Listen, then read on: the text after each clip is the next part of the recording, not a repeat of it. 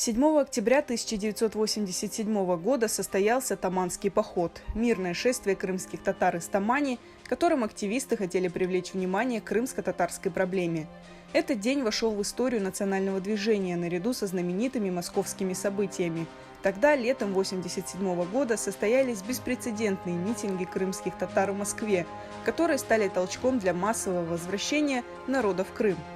Все пошло активность на убыль, и мы здесь понимали, что если сейчас утихнет, оно окончательно утихнет или надолго утихнет. 7 октября, и как раз прошло чуть больше года, как была встреча в Рейкьявике, Рейган-Горбачев, и День Конституции СССР.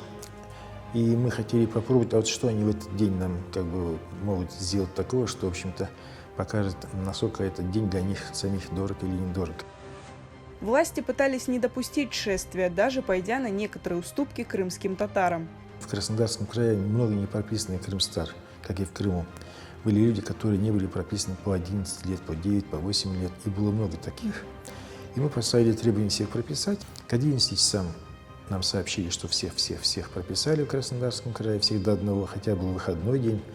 Утром 7 октября из Тамани выдвинулась группа, почти 300 человек. Среди них были несколько представителей других национальностей, а также крымские татары из других регионов. Там было двое мальчиков, самый младший, это по 12 лет, а самые старшие были Дильшат Ага Ильясов и Сетюмер Ага Эмин, поэт, мы знаем, да, тот доктор. Должны были бы дойти до Симферополя, вышли 7-го, а должны были прийти где-то к 18 октября на день образования Крымской ССР.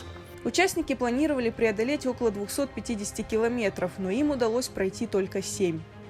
Дорогу преградили, много автобусов разных, лазы, и карусы, там пазы, и все. Там уже и БТР, и вертолеты, там и военные, уже больше военных. Мы того не хотели, но получилась схватка.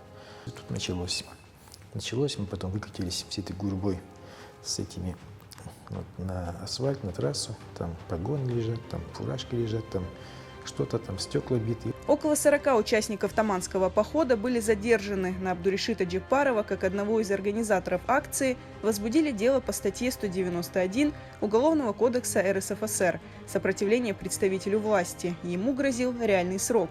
В том же году, где-то ноябрь-декабрь, должна была состояться встреча, опять же, Рейган-Горбачев, очередная, там какая-то 3-я или 4-я, это в Вашингтоне. И тогда инициативники наши общались с Айшисет Муратовой в Нью-Йорке, она там в США жила, и, в общем-то, накануне встречи Рейган объявил дни открытых дверей для советских мигрантов, и Айшисет попадает к нему на прием, в общем-то, и с просьбой, по моему вопросу. Он обещает, что при встрече обязательно упомянет, и, в общем-то, будет просить о положительном решении моего вопроса. Несмотря на то, что крымским татарам удалось пройти лишь 7 километров, Таманский поход достиг своей цели. Резонанс акции был огромен. Уже к вечеру того же дня о походе говорили BBC, Радио Свобода и Голос Америки. А само шествие стало еще одним шагом к массовому возвращению крымских татар на родину.